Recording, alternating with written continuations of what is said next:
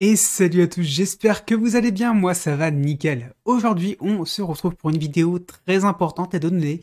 Il s'agit de comment repérer si un booster a été recollé ou non.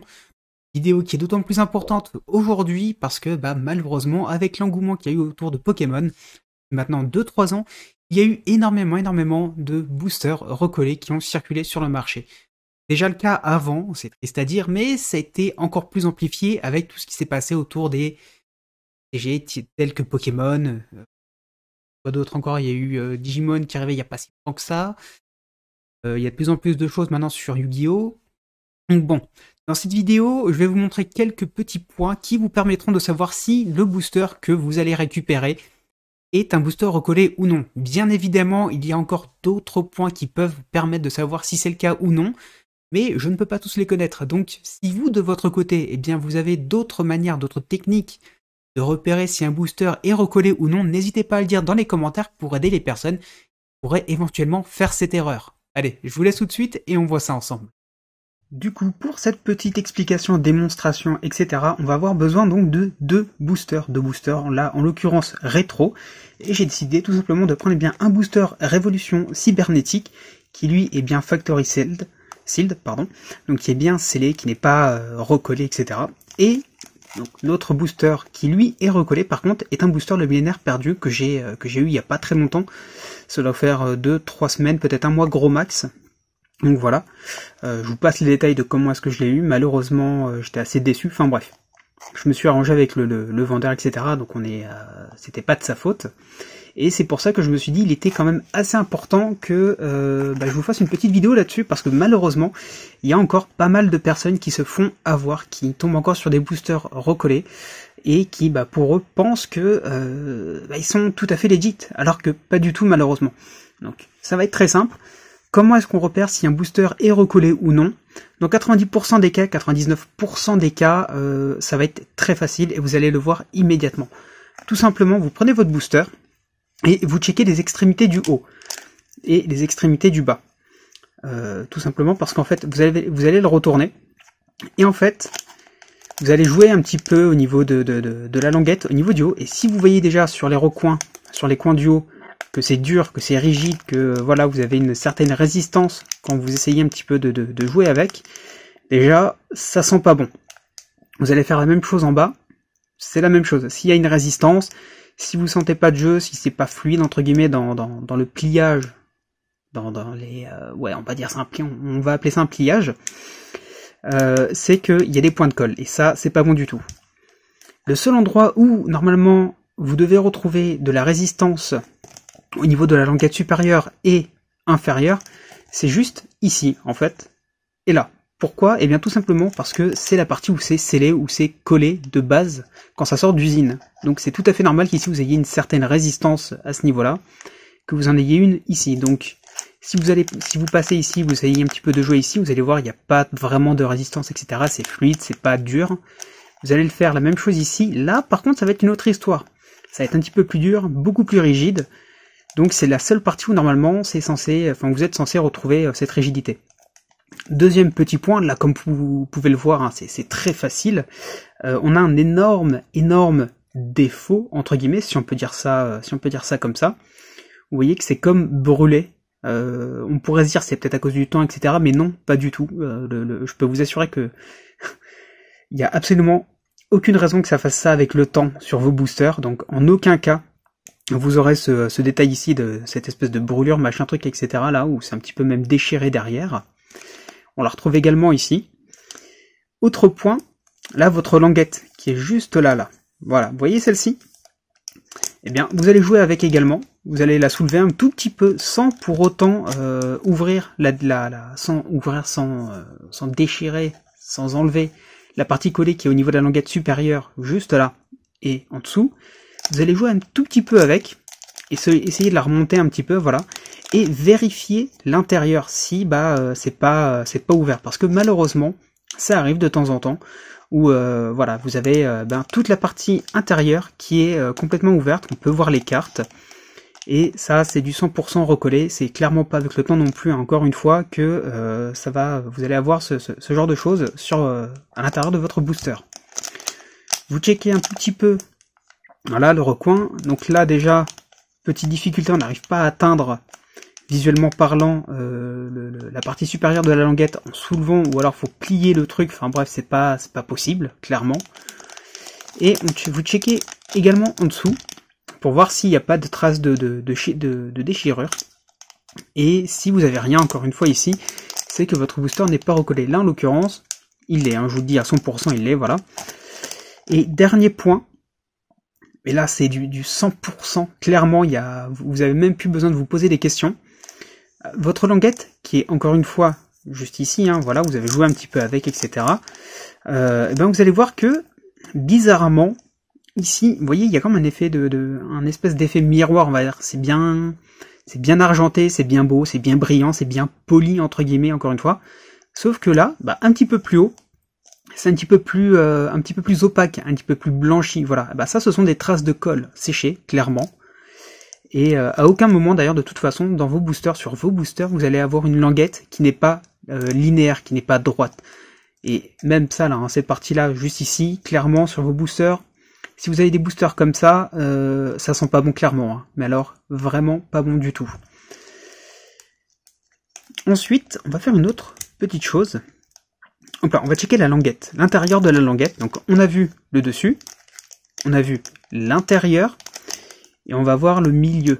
Quand je dis le milieu, c'est cette partie qui est juste là, vous voyez là? Vous avez votre languette qui s'ouvre un tout petit peu. Normalement, vous pouvez passer votre doigt très facilement à l'intérieur, et voilà, vous n'aurez aucune difficulté à aller de haut en bas en passant votre pouce à l'intérieur. Là, en l'occurrence, hop, impossible d'aller plus haut que ça. Clairement, ça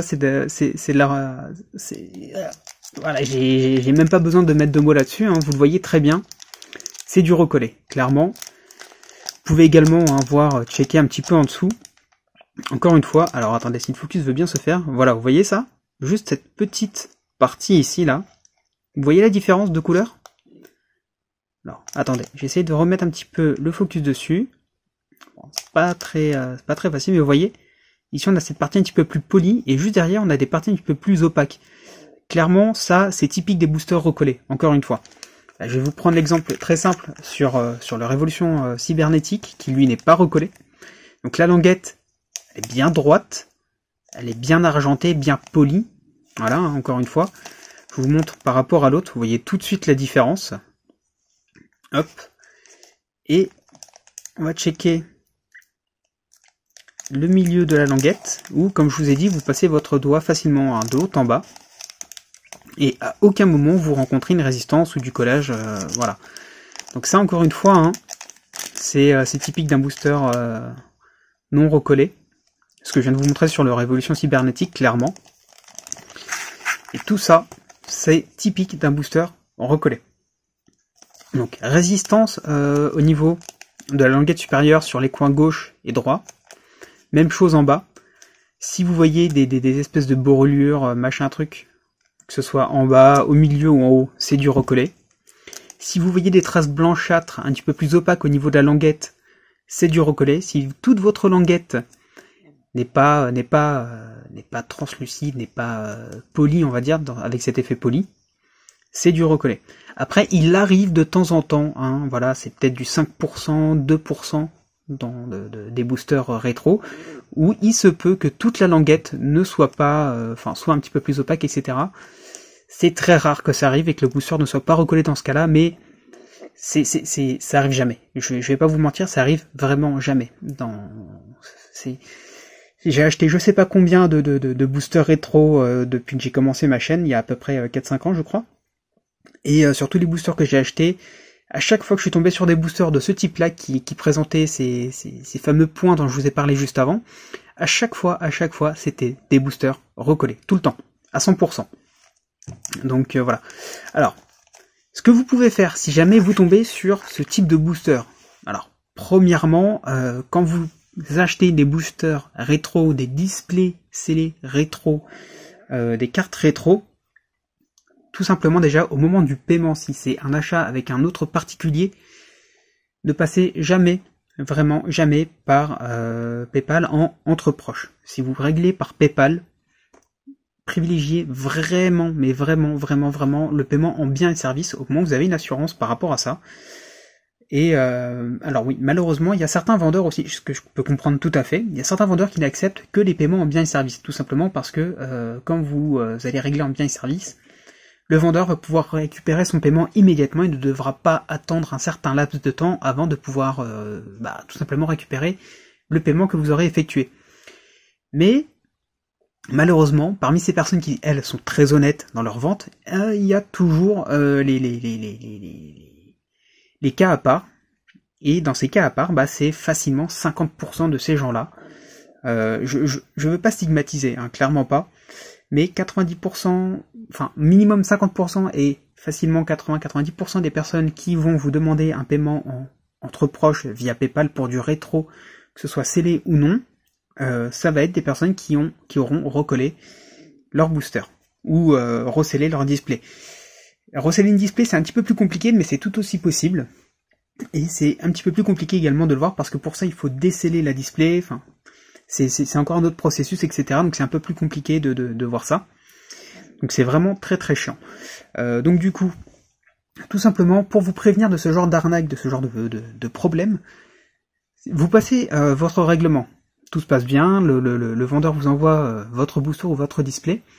Première chose à faire quand vous recevez votre colis, que ce soit un colis ou une lettre, etc., qu'importe, ne l'ouvrez pas tout de suite. D'abord, vous checkez l'emballage, que ce soit l'enveloppe ou le colis, et vous l'ouvrez en filmant. Surtout, c'est très important. Vous filmez l'ouverture. Je ne sais pas combien de fois je suis tombé sur des personnes qui malheureusement se sont fait arnaquer et n'ont clairement pas pu obtenir gain de cause et obtenir entre guillemets justice par rapport à leur achat. Parce qu'ils ont ouvert leur commande, leur colis, sans filmer leur booster, tout simplement leur ouverture, voilà. Donc, aucune preuve tangible, comme quoi ils se sont fait arnaquer. Et moi, c'est une chose que je fais systématiquement. À chaque fois que je commande du rétro, et même aujourd'hui, malheureusement, du récent, je filme les ouvertures. Que ce soit une boutique professionnelle, que ce soit un particulier, je filme systématiquement parce qu'au moins, j'ai une sécurité derrière, une légitimité de réclamer comme quoi, de prouver mes dires, comme quoi voilà, ce que j'ai reçu ce n'est pas officiel, c'est pas que c'est pas officiel, c'est que c'est du recellé, du recollé, etc. Donc j'apporte du poids à mes arguments, j'apporte des preuves, et malheureusement la plupart des personnes qui se font arnaquer n'ont pas de preuves concrètes. C'est triste à dire, je suis désolé vraiment pour ces personnes-là, mais c'est un petit peu votre faute. C'est pour ça que je vous fais cette vidéo aujourd'hui, vraiment pour vous prévenir de ce genre de choses. Quand vous achetez du rétro, je le répète encore une fois, mais filmez systématiquement vos ouvertures, que ce soit même pour des cartes à l'unité, vraiment, filmez vos ouvertures. Vous apportez du poids et de la légitimité à vos réclamations auprès du vendeur, pour prouver vos dires. Parce que, voilà, le vendeur peut très bien dire, et malheureusement ça m'est déjà arrivé également, qu'est-ce qui me prouve que ce n'est pas toi qui a ouvert le booster et t'as pas eu ce que tu voulais dedans, ou la carte que t'as reçue, c'est pas du tout celle que je t'ai envoyée, c'est une que t'avais déjà à côté, et tu veux m'enfler, tu veux m'arnaquer de ton côté en tant qu'acheteur, et que je te rembourse, et que tu n'aies pas à payer la carte de collection ou la carte que tu vas jouer, voilà. Donc vraiment, c'est impératif, faites-le, filmez vos ouvertures. Ensuite, ce que vous pouvez faire également, c'est vous renseigner sur la personne.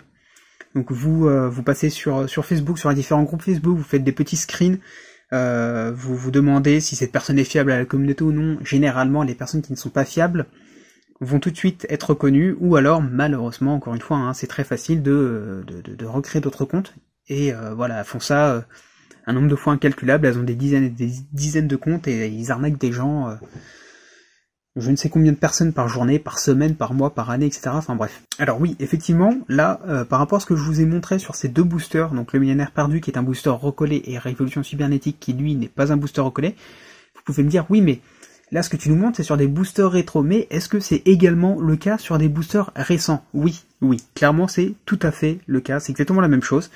vous vérifiez tout simplement, encore une fois, hein, les extrémités du haut, gauche, droite, en haut, en bas, pareil. La languette, vous vérifiez qu'elle n'est pas rigide, qu'elle n'est pas opaque, qu'elle a bien cet effet miroir, cet effet poli. Vous checkez l'intérieur, voir que c'est pas ouvert. Faites la même chose là, voilà, en haut, en bas. Vous regardez l'intérieur de la languette, voir que vous pouvez bien passer votre doigt facilement à l'intérieur. Vous rencontrez pas de difficultés, etc.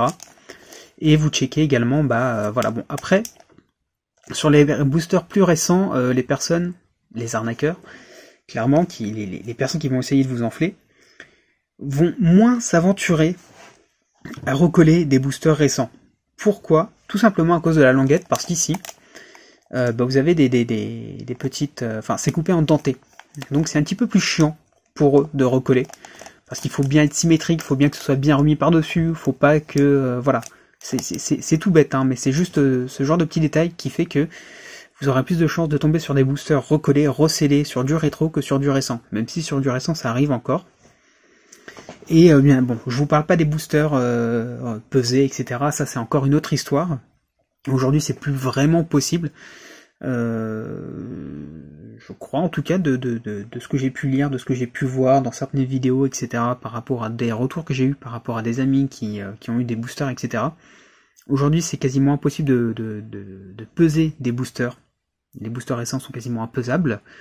Les boosters rétro, c'est une autre histoire. Jusqu'à, je crois que c'était fin RGX, jusqu'à fin RGX, les boosters étaient pesables. Après l'RGX, c'était plus vraiment le cas, et je crois qu'aujourd'hui, c'est plus du tout le cas. Après, voilà, si c'est effectivement le cas, n'hésitez pas à le dire dans les commentaires. Si vous, de votre côté, vous avez d'autres façons de repérer des boosters, des displays recollés, etc., n'hésitez pas à le dire dans les commentaires également. Ça peut aider les personnes qui cherchent des manières différentes de le voir, et ça permet de prévenir ce genre de problème, et c'est vraiment une chose qui nuit énormément, que ce soit aux joueurs, que ce soit aux collectionneurs, aux personnes legit, aux personnes réglo. C'est vraiment quelque chose qui nuit énormément, et c'est pour ça que je vous fais cette vidéo, parce que c'est très très important, surtout avec l'engouement qu'il y a aujourd'hui sur tout ce qui est jeu de cartes à jouer, sur peu importe la licence en fait, Pokémon, Dragon Ball Z, Digimon, là Yu-Gi-Oh en l'occurrence, c'est la même histoire pour tous les jeux de cartes. Dès qu'il s'agit de sceller depuis maintenant 2-3 ans, enfin je dis 2-3 ans parce que voilà, il y a cet engouement qui est venu avec Pokémon, etc. Mais c'est pas nouveau, hein, ce qui se passe, ce que je vous montre là sur les boosters recollés, etc. Et comment faire la différence, c'est pas nouveau, c'est comme ça depuis des dizaines et des dizaines d'années, clairement. Mais non, c'est vraiment important que vous preniez conscience de ça et que vous sachiez repérer ces boosters-là pour que vous ne puissiez pas vous faire avoir. Autre point également, si vous voyez que l'offre est beaucoup trop alléchante, c'est qu'il y a forcément un vice quelque part. Bon, c'est pas tout le temps le cas encore une fois, mais dans 90% des cas, 99% des cas, c'est qu'il y a un vice quelque part. Clairement, c'est que ça pue, c'est soit le booster est pesé et voilà. Ça, à la limite, si le booster est juste pesé, c'est pas grave. Si c'est juste pour la collection, à la limite, vous vous en foutez, ça pose pas vraiment de problème.